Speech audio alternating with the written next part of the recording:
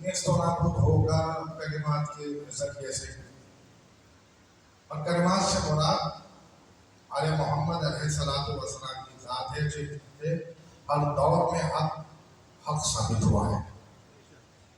کلمات سے مراد آل محمد علیہ السلام کی ذات ہے کہ جس کے ذریعے اللہ حق کو حق ثابت کرتا ہوا نظر آتا ہے.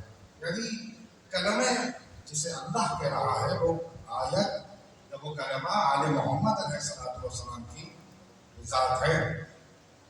اب کفر نے چاہے جتنی کوشش کر لے اور جتنا وہ حق کو دبانے کی کوشش کرے، حق کا کمال یہ ہے کہ جسے حق کو جتنا دبایا جائے وہ ابھر کر اتنا ہی سامنے آتا ہے. حق کا کمال یہ ہے کہ اسے چاہے جتنا دبا دے وہ ابھر کر حق سامنے نظر آ جاتا ہے. حق چھپتا نہیں ہے. اور جسے اللہ کا ارادہ ہو ثابت کرنے کا حق، تو زمانہ اسے کیسے جھٹلا سکتا ہے؟ دیکھیے، انسان کا ارادہ اور ہے اور اللہ کا ارادہ اور ہے. انسان اپنے ارادوں کو پایہ تکمیل تک پہنچانے کے لیے ایک ماحول سازگار کو بناتا ہے، ایک سازگار ماحول بناتا ہے، اس کی پلاننگ کرتا ہے. کبھی یہ پلاننگ ہفتوں میں ہوتی ہے، کبھی مہینوں میں ہوتی ہے، کبھی سالوں تک چلی جاتی ہے. اور جب انسان کو لگتا ہے کہ اس کا ارادہ اب پایہ تکمیل تک پہنچ رہا ہے تو کبھی کبھی وہ ارادہ خاک میں مل جاتا ہے. کیونکہ یہ انسان کا ارادہ ہے جسے کبھی پایہ تکمیل تک پہنچا پاتا ہے اور کبھی پایہ تکمیل تک نہیں پہنچا پاتا. لیکن اللہ کا ارادہ وہ ہے کہ جسے وہ اپنے ارادے میں بیان کرے وہ ہر حال میں پایہ تکمیل تک پہنچتا ہے. اللہ کا ارادہ ہر حال میں پایہ تکمیل تک پہنچتا ہے. انسان کے ارادوں میں تبدیلی آ جاتی ہے. انسان کے ارادے وقت کی نزاکت کے ساتھ بدل جاتے ہیں. انسان کے ارادوں میں استقامت نہیں ہوتی. کیوں؟ وہ اس لیے کہ انسان اپنے ارادے کو پایہ تکمیل تک پہنچانے کے لیے خود اللہ کا محتاج ہے، خود پروردگار عالم کا محتاج ہے.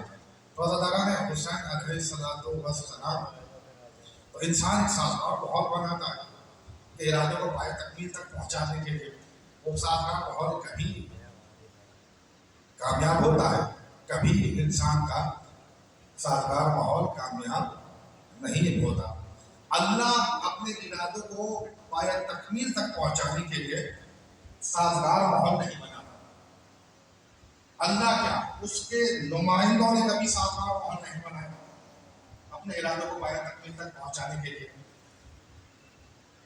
اس کے نمائندوں نے کبھی نہیں پہنچایا.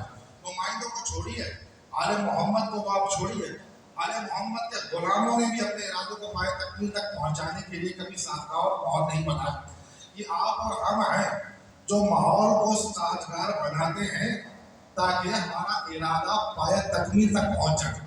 اور اس ارادے کو جو ہم پایہ تکمیل تک پہنچاتے ہیں وہ ارادہ اور وہ کوشش جنت کی طرف انسان کو لے کے جاتی ہے. وہ کوشش اور وہ ارادہ اگر پروردگار عالم کی راہ میں ہے تو جنت کی طرف لے جائے گا، اور اگر پروردگار کی معصیت کے علاوہ ہے تو آپ کو جہنم کی طرف لے جائے گا. اور یاد رکھیے گا روزہ حسین علیہ السلام پروردگار ارشاد فرماتا ہے کہ ہم نے اے بنی انسان تجھے قوت عطا کی، تجھے صلاحیت عطا کی، تجھے ہمت عطا کی، اور یہ سب چیزیں ہم تجھے دینے کے بعد جب تجھے قوت بھی دی، صلاحیت بھی دی، طاقت بھی دی، اگر تم نے ہماری مرضی کے مطابق زندگی گزاری تو ہم تمہیں اپنے اختیار کا مالک بنا دیں گے. ہم تمہیں، اور اگر تم نے اپنی خواہشات کے مطابق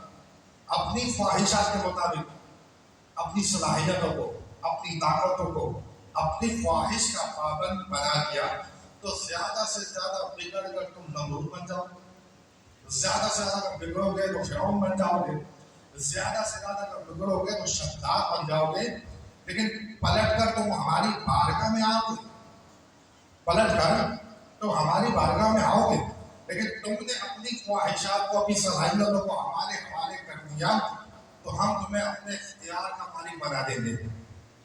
اللہ فرماتا ہے کہ ہم تمہیں اپنے اختیار کا مالک بنا دیں گے، اور جب ہم تمہیں اپنے اختیار کا مالک بنائیں گے تو ہماری محبت کی جھلک تم میں نظر آنا شروع ہو جائے گی، ہماری محبت کی جھلک تم میں نظر آنا شروع ہو جائے گی۔ اب زمانہ تمہیں بے شک کمزور سمجھے تو سمجھے، لیکن آخرت میں ہم تمہیں صاحب اختیار بنا دیں گے۔ اب زمانہ تمہیں سمجھے بے شک کمزور، لیکن آخرت میں ہم تمہیں صاحب اختیار بنا دیں گے۔ میں آپ کہوں پروردگار، یہ تو ایک عام انسان کی بات کر رہا ہے کہ جس نے اپنی صلاحیتوں کو، اپنی قوتوں کو، اپنی طاقتوں کو تیرے حوالے کیا تو تو تجھے صاحب اختیار بنا دے گا۔ ان صاحب اختیار پر اگر کوئی رہنما ہو، کوئی ہادی ہو، کوئی امام ہو، تو کیا ان کی کمال اور ان کا کمال برابر ہوگا؟ ان کی فضیلت یا ان کی فضیلت برابر ہوگی؟ ان کی عظمت اور ان کی عظمت برابر ہوگی؟ پروردگار ارشاد فرماتا ہے کہ ہم ان جیسوں کا، ان جیسوں کو حاکم بنا دیں گے۔ پروردگار کہتا ہے کہ ہم ان جیسوں کا، ان لوگوں کو حاکم بنا دیں گے، ہم انہیں دنیا میں بھی صاحب اختیار بنائیں گے، آخرت میں بھی ہم انہیں صاحب اختیار بنائیں گے۔ اور تم اپنی کھلی ہوئی ان آنکھوں سے دیکھو گے، اپنی کھلی ہوئی ان آنکھوں سے تم دیکھو گے کہ چاند ہمارا ہوگا، کابو ان کا ہوگا، سورج ہمارا ہوگا، اشارہ ان کا ہوگا، اشارہ ان کا ہوگا، پتھر ہمارا ہوگا، ہتھیلی ان کی ہوگی، ستارہ ہمارا ہوگا، چوکھٹ ان کی ہوگی، گھر ہمارا ہوگا، ولادت ان کی ہوگی۔ تم نے ہمارے اپنی صلاحیتوں کو ہمارے حوالے کر دیا، ہم تمہیں صاحب اختیار بنا دیں گے، لیکن اس وقت بھی ہم تمہیں آل محمد کے ذات کو ایک رہنما بنا دیں گے، اور وہ ایسے رہنما ہوں گے، اللہ تعالیٰ نے حسین علیہ السلام، وہ ایسے حامی ہوں گے کہ جنت اس کی ہوگی، وہ مالک جنت ہوں گے، جنت ان کی ہوگی، وہ مالک جنت ہوں گے، کوثر اس کا ہوگا، وہ ساتھی کوثر ہوں گے، کوثر اس کا ہوگا، وہ ساتھی کوثر ہوں گے۔ اس لیے پیغمبر نے کہا الحسن والحسین سیدا شباب اہل جنت، پیغمبر نے ایسے نہیں کہہ دیا، وما ينطق عن الهوى نے کہلوایا ہے تو کہا ہے، اللہ تعالیٰ نے کہلوایا ہے تو رسول نے کہا ہے، اور سردار اور حسنین نے سرداری ثابت بھی کی ہے۔ حسنین علیہ السلام نے اپنی سرداری کو ثابت بھی کیا ہے، جنت سے چیزیں منگوا کر، جنت سے چیزیں منگوا کر ثابت بھی کیا ہے۔ بھائی جنت میں جا کر ہر انسان جنت کی نعمت اور چیزوں کا استعمال کرے گا، ہر شخص جا کر استعمال کرے گا، تو بھائی جنت میں جانے والوں اور مالک جنت میں کچھ تو فرق ہو، جنت میں جانے والے اور مالک جنت میں کچھ تو فرق ہو، تو جنت میں جا کر ہر شخص جنت کی چیزیں استعمال کرے گا، وہ امت کہلائے گی، جو جنت کی چیزیں گھر بلوا لے وہ مالک جنت کہلوائے گی۔